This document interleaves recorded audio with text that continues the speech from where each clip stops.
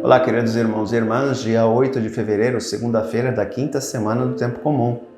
Nos é apresentado o Evangelho de Marcos, capítulo 6, versículos do 53 ao 56. Naquele tempo, tendo Jesus e seus discípulos acabado de atravessar o mar da Galileia, chegaram a Genezaré e amarraram a barca. Logo que desceram da barca, as pessoas imediatamente reconheceram Jesus. Percorrendo toda aquela região, levavam os doentes deitados em suas camas para o lugar onde ouviam falar que Jesus estava. E nos povoados, cidades e campos onde chegavam, colocavam os doentes nas praças e pediam-lhe para tocar ao menos a barra de suas vestes. E todos quantos o tocavam ficavam curados. É impressionante como as pessoas necessitavam de cura. Por onde Jesus passava, as pessoas buscavam essa cura.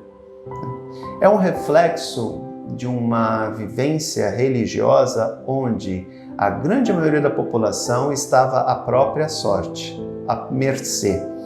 Ou seja, as autoridades religiosas não se preocupavam com o povo.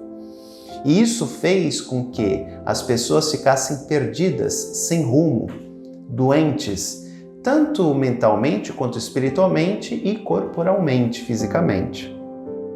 Portanto, quando aparece alguém que está disposto a curar essas pessoas, alguém que está disposto a ouvir e a acolher essas pessoas, elas vão atrás dele em todo momento. Por onde Jesus andava, apresentavam a ele pessoas que necessitavam de algum tipo de cura, de algum tipo de enfermidade.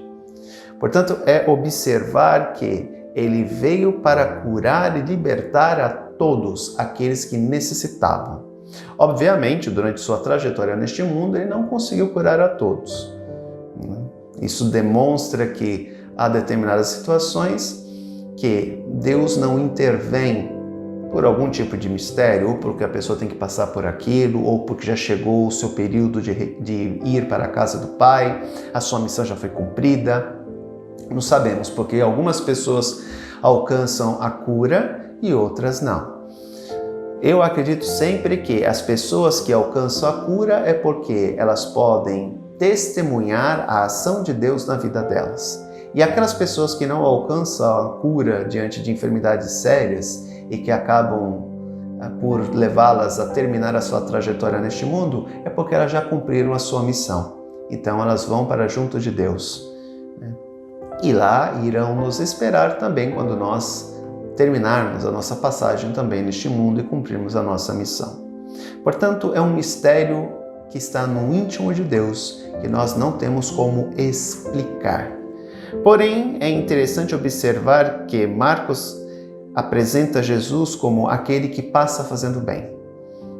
É aquele que está disposto a curar, e o povo clamava por ele. Outra coisa interessante é que tudo isso nos leva àquela reflexão que ele próprio fez, quando ele olhou aquela multidão e falou assim: são como ovelhas que não têm pastor.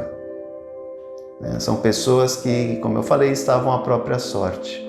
As pessoas que deveriam pastoreá-las, as pessoas que deveriam cuidá-las, não se preocupavam com isso, mas se preocupavam consigo mesmas. E isso é muito triste, porque fazia com que a grande parte da população estivesse simplesmente largada. Por isso, queridos irmãos e irmãs, este Evangelho nos leva sempre à reflexão do cuidado para com o outro, de entender que há muitas pessoas que sofrem nesse mundo, sejam doenças espirituais, sejam doenças físicas, mas principalmente doenças emocionais.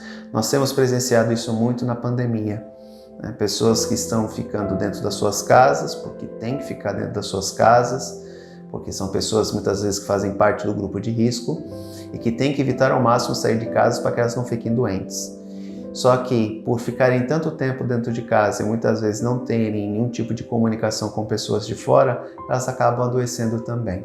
Por isso a necessidade de sempre pegar o telefone, ligar para essas pessoas, na medida do possível fazer uma chamada de vídeo.